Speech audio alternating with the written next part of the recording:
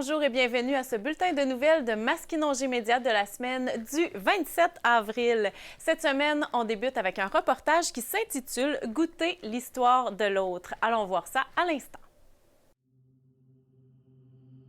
Je me trouve présentement à Louisville devant le SANA pour aller célébrer la semaine contre le racisme. Allons voir mon reportage. Felipe Nehi, coordinateur des événements. Philippe, expliquez-nous qu'est-ce qui se passe ici aujourd'hui au SANA de la MRC Masquinongé. En premier, cette semaine, c'est la semaine d'action contre le racisme.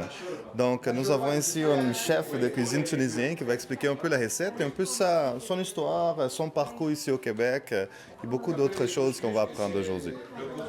En quoi est-ce important d'avoir une semaine comme ça, une semaine contre le racisme? C'est très important, en fait, justement, pour montrer un peu à la société d'accueil, à la communauté d'ici, qu'on est là aussi, les nouveaux arrivants sont là pour s'impliquer, pour aider les gens, pour faire de la nourriture différente, pour enseigner. On a de tout ici au Québec. Dans la MRC de Masquinongé, on a 55 nationalités différentes et tous apportent quelque chose ici au Québec. Donc, on ne voit pas pourquoi le racisme existe encore, malheureusement, mais c'est une semaine très importante pour sensibiliser ces gens d'ici. Outre cette activité-là, aujourd'hui, est-ce qu'il y a d'autres choses qui sont organisées durant la semaine? Bien, en fait, partout au Québec, il y aura cette semaine-là. Puis d'autres, en Mauricie, il y a d'autres événements aussi. Nous, cette semaine, on sensibilise à partir de cet événement-là, mais il y a partout au Québec, il y en a d'autres événements aussi. On parlait également d'un programme de jumelage. Comment ça fonctionne et quels sont les besoins à ce niveau-là? Exactement. Une semaine comme ça, c'est très important parce qu'aujourd'hui, c'est un peu plus difficile de recruter des jumeaux. En fait, on a un programme qui s'appelle le programme de jumelage interculturel et c'est des Québécois qui viennent aussi travailler, en fait, collaborer avec les nouveaux arrivants pour faire un programme d'un an, puis partager ensemble, faire des échanges, montrer la culture d'ici, puis en même temps, les nouveaux arrivants vont montrer leur culture aussi. Donc, c'est vraiment un jumelage, qu'on dit, vraiment un échange. Ça fait du bien autant pour les gens d'ici qu'autant pour les nouveaux arrivants qui sont en train de s'intégrer ici dans la MRC. Donc, cette semaine-là, ça fait sensibiliser un petit peu plus à la société, puis montrer que, OK, pourquoi pas participer d'un programme comme ça, ça va me faire apprendre beaucoup de choses, puis en même temps, je vais donner des choses à ces nouveaux arrivants-là. C'est vraiment un échange qui ça aide beaucoup les gens. Donc, c'est une semaine très importante pour nous, là. Donc, pour les Québécois qui seraient intéressés à participer à un programme comme ça, on peut s'informer à quel endroit? Est-ce qu'on peut vous appeler pour avoir de l'information? Oui, bien sûr. Au SANA ici, on est très ouvert. Tous les Québécois qui sont en train de vouloir connaître une culture différente, vouloir aider les nouveaux arrivants ici dans la MRC, juste nous appeler, on va les servir et puis ils pourront participer aux activités. Donc une activité comme ça c'est super cool de participer et qui connaître la culture. D'autres activités qui font toujours les jumeaux d'accueil, on fait beaucoup d'activités avec les jumeaux d'accueil, avec les jumeaux nouvel arrivants. Sortir, camping, pique-nique, c'est vraiment, on bouge, on fait les gens bouger. Donc les gens des fois qui veulent s'intégrer plus, même les Québécois des fois, ils peuvent venir nous contacter, nous parler, puis ça nous fait plaisir de montrer leur programme. C'est pas vraiment un mariage, c'est pas vraiment un contrat que les gens doivent obligés de faire les choses, mais c'est surtout un échange, quelque chose de très cool, très tranquille, puis ils vont vraiment aimer l'expérience. Pour organiser des activités comme celle-ci aujourd'hui, on a besoin de partenaires. Qui sont-ils? Cette activité, on a des collaborateurs aussi, les CIUS, MCQ est là, moi ici, Centre du Québec est là aussi pour montrer leur programme aussi. Il y a des familles qui sont là-bas, des nouveaux arrivants, donc on veut ce partenariat parce que si les CIUS ont besoin, on a besoin aussi, qui va gagner, c'est les nouveaux arrivants qui vont toujours être en collaboration avec nous. Puis aussi les médias à Masquinongé, merci d'être là aussi. Donc on veut vraiment, pourquoi on a invité les médias à Masquinongé aussi, c'est parce qu'on veut vraiment montrer cette semaine à plus de personnes possible. C'est une semaine que des fois les gens ne savent pas, mais c'est très important pour nous. Donc collaborer avec les organismes, avec les entreprises, c'est toujours bien pour nous. Donc on essaie toujours de faire ça. Mon nom, c'est Maggie Dufort, puis je suis l'IMAF de Masquinongé, donc je suis intervenante de milieu auprès des familles, puis je suis intervenante du suivi au lot aussi, pour la Mauricie. parlez-nous de votre présence ici. En quoi est-ce important et en fait, qu'est-ce que vous venez faire ici aujourd'hui? Bien, moi, en fait, je suis venue ici en collaboration avec le SANA parce que c'est des partenaires qui sont importants pour nous au niveau de la communauté parce qu'ils desservent une grande partie de nos familles aussi qui sont issues de l'immigration. Et puis, aujourd'hui, je suis ici là, pour me familiariser avec d'autres cultures aussi puis voir un peu comment ça se passe ailleurs que chez nous au Québec. En quoi pensez-vous que des activités comme ça, concrètes, vont aider justement à mélanger les personnes ensemble, à les faire connaître d'autres cultures? Bien, je pense qu'ici, à Masquinongé, on est maintenant un berceau de l'immigration. Il y a de plus en plus de gens qui viennent découvrir la région. Puis, je parle pas nécessairement des gens qui immigrent ici au Québec, mais de gens qui sont issus aussi de Trois-Rivières, Montréal, d'autres régions. Puis, ce que je trouve le fun aussi, c'est de voir à quel point ils sont engagés dans la communauté, le SANA, puis qui sont proches des gens, des familles.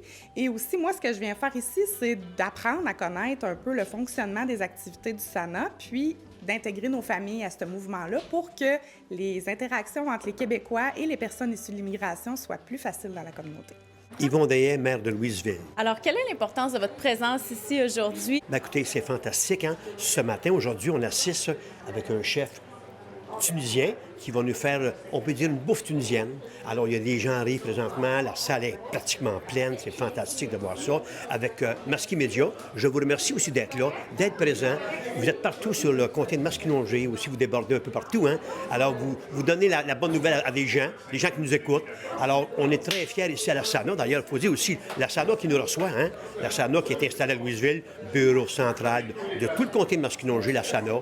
On les salue, bien entendu. Alors, j'ai hâte de manger la bouffe tunisienne. On me dit que c'est fantastique. Vous savez, parfois, quand on voyage pas beaucoup, mais on mange des repas de l'extérieur, de d'autres pays. C'est succulent. Alors, à tantôt. Merci et bienvenue. Ceux qui ne sont pas là, dommage pour vous. Nous sommes là et nous sommes présents. Bye bye. Vu que c'est la semaine de antiracisme, donc le SANA nous a invités pour faire présenter mon pays, donc la Tunisie. Et j'ai profité ici pour préparer 2 plats tunisiens. C'est un plat convivial et tout, et un plat de street food. C'est le riz djerbien. C'est une recette qu'on a rectifiée vu les besoins des jours aujourd'hui. Et on a fait la hoja au merguez. Donc aujourd'hui, on a découvert aussi les merguez tunisiennes. C'est des saucisses spécialement faites en Tunisie. Ça fait partie de la culture tunisienne et tout. Et on a fait, parce que là, souvent, on me parle, la Tunisie, c'est que du couscous. Donc aujourd'hui, j'ai profité pour faire la présentation de riz djerbien. Donc c'est un riz tunisien de l'île de Djerba. Donc c'est une île très connue. Elle a été déjà sélectionnée à l'UNESCO comme patrimoine mondial de culture et tout. Donc on a essayé de présenter les harissa aussi. On a fait une présentation de harissa, les 2 sortes de harissa tunisiens. C'est une harissa industrielle et la harissa traditionnelle qu'on appelle chez nous aussi harissa arabe. J'ai présenté aussi un épice, c'est ras al-hanout. D'ailleurs, il y a plusieurs gens les présents qui étaient ici et tout. On m'a posé la question, c'est quoi et tout. Donc c'est quelque chose de bien. Donc généralement, c'est un événement très bien qui nous aide à mieux s'intégrer dans la culture canadienne québécoise. Et sincèrement, je remercie votre présence là en tant que média, que vous êtes venus pour faire un reportage à cet événement et tout. On remercie aussi le SANA, tous les gens qui étaient ici, vraiment la présence et tout pour découvrir quelque chose de nouveau. Donc pour moi, c'était une expérience très agréable et j'aimerais bien vraiment avoir d'autres événements pour vraiment faire exploiter tout le savoir-faire tunisien et la cuisine tunisienne et tout le patrimoine culinaire tunisien et culturel aussi. Vous, au départ, à votre arrivée au Québec, vous avez bénéficié d'un programme de jumelage grâce au SANA? Oui, bien sûr. Quand je suis arrivé ici, on ne connaissait pas ni SANA, ni rien du tout. Donc c'est le SANA qui nous a cherchés. Ça, c'est quelque chose de bien. Par rapport à d'autres associations, c'est le SANA qui cherche. C'est elle qui va vers les étrangers. Donc Au début, ils nous ont accueillis et tout, donc ils proposent plusieurs actions. Ils te proposent l'inscrit francisation pour des cours de français. Si est-ce que tu as de logement, est-ce que tu n'as pas de logement. Donc, et il y a le programme aussi de jumelage qui est vraiment très important parce que le SANA te permet de présenter quelqu'un qui correspond à vos activités. Parce qu'avant, ils vous questionnent qu'est-ce que vous voulez, qu'est-ce que vous ne voulez pas. Après, ils vont trouver un profil qui marche vraiment avec vos besoins.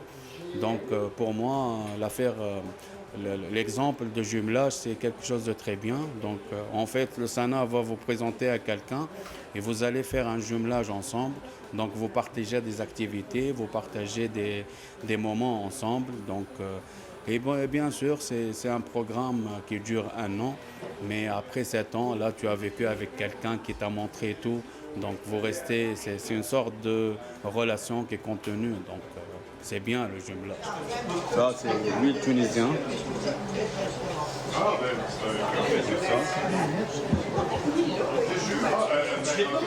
Avec les mains, tous les ingrédients vont rentrer dedans, quoi. Moi, ma grand-mère, là, elle fait avec les mains. Ouais? Oui, pas de gants, pas de rien. Ah non, Elle c'est me dit, ça. mon petit, moi j'étais petit, c'est ça le goût, elle me dit. Ça va être...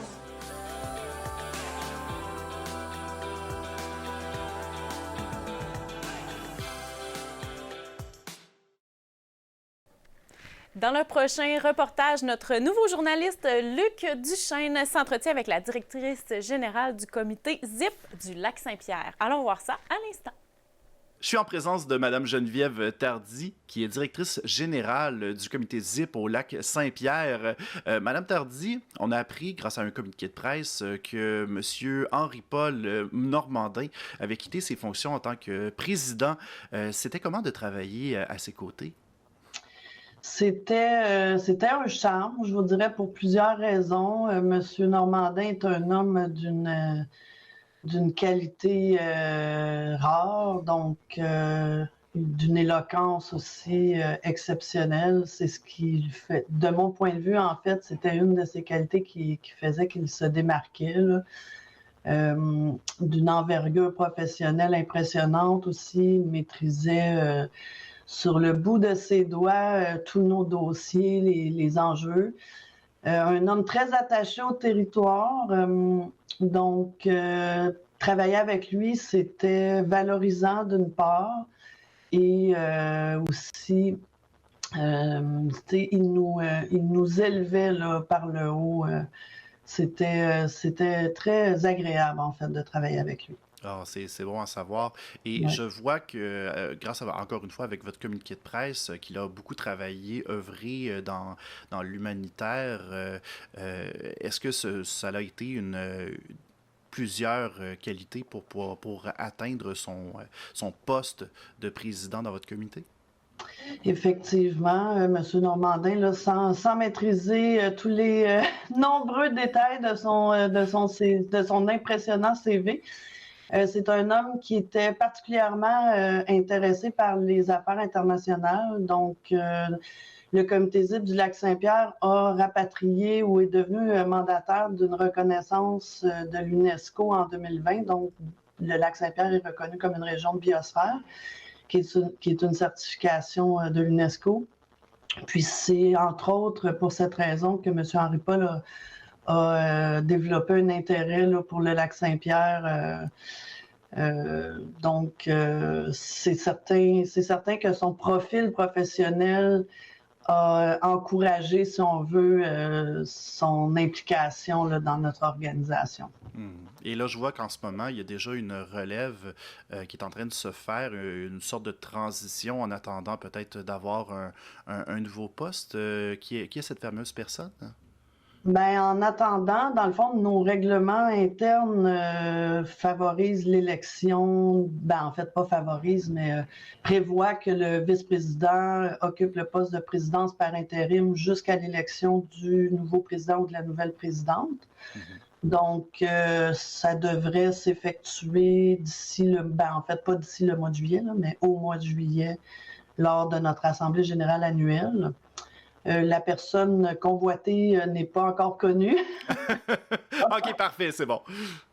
On va lancer un appel à candidature là, dans les prochaines semaines, là, probablement au mois d'avril. Parfait.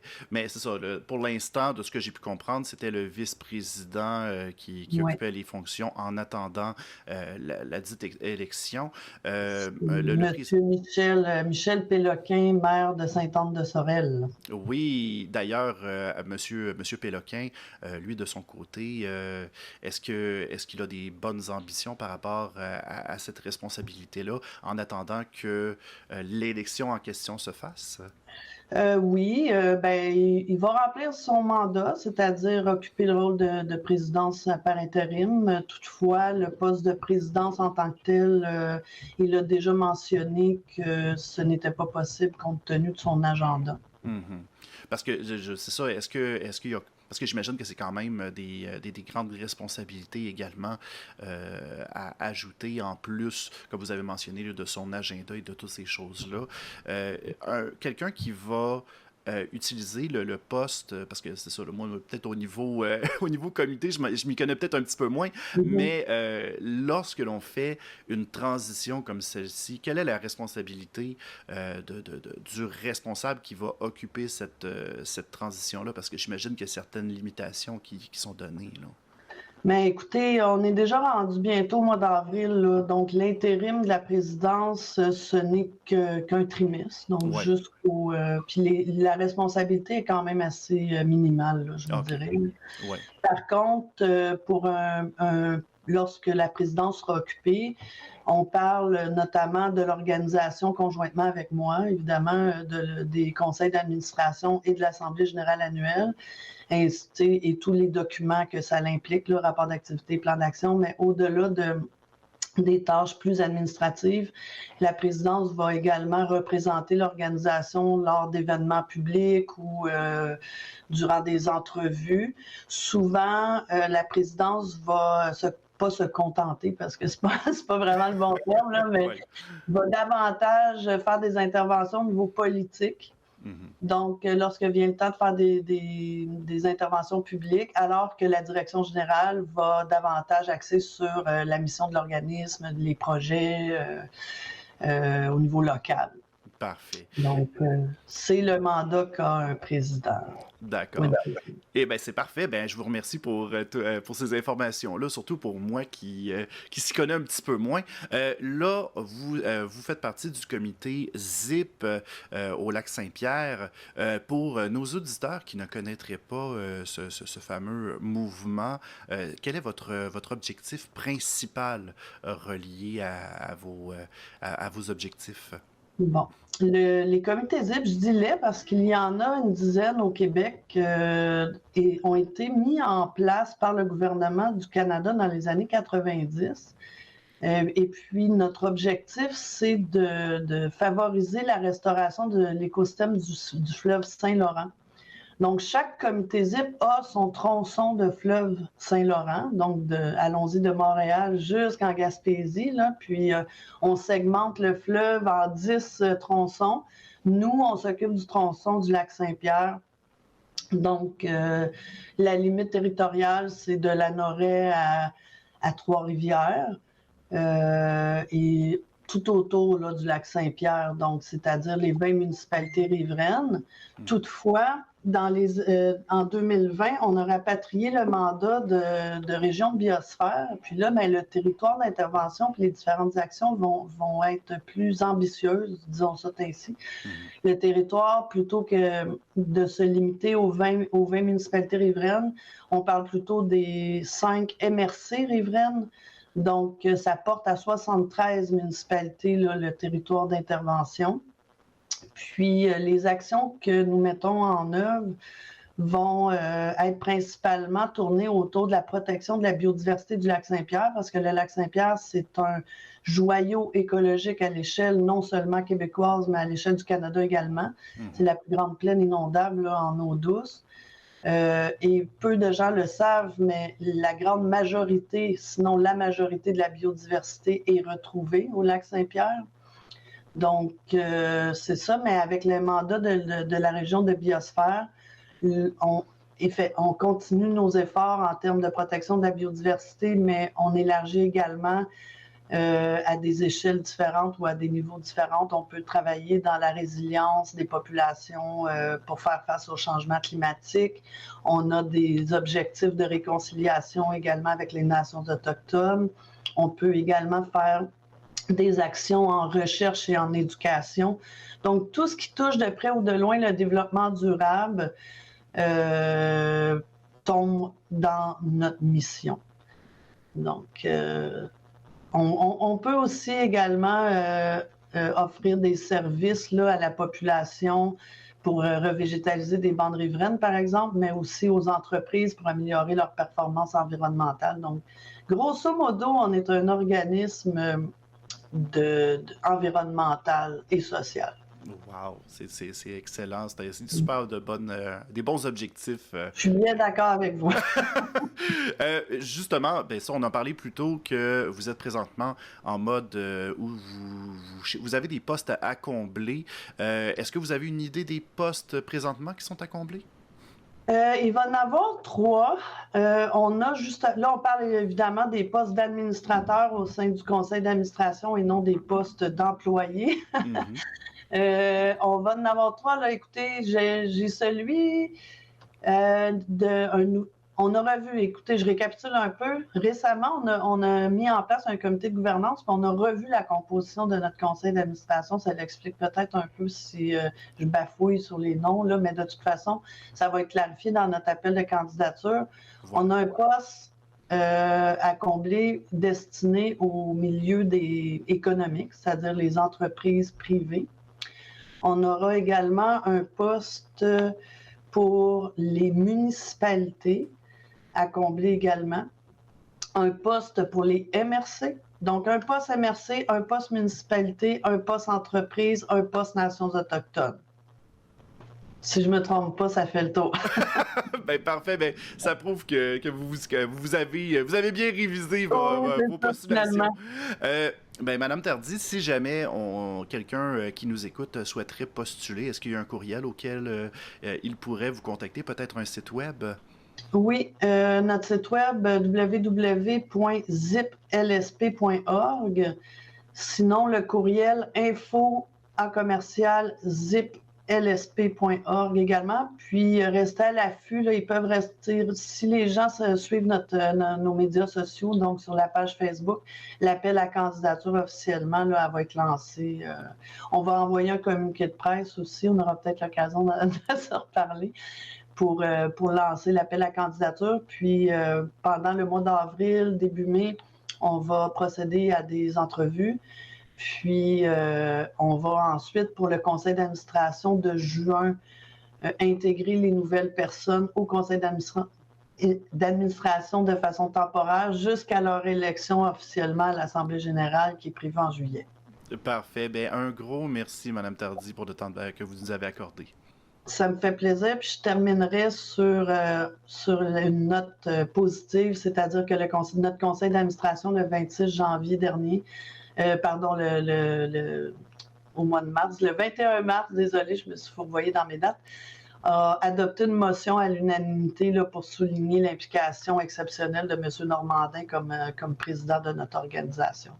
Wow, une super de belle mention qui est mise de l'avant. Un gros merci, Mme Tardy. Et voilà, maintenant, on est rendu à la portion avec Stéphane Lévesque. Ben oui, merci Marie-André Dupéré. L'association, on commence ça avec l'association de fibromyalgie Mauricie, Centre du Québec, qui tient un groupe de soutien à Louisville.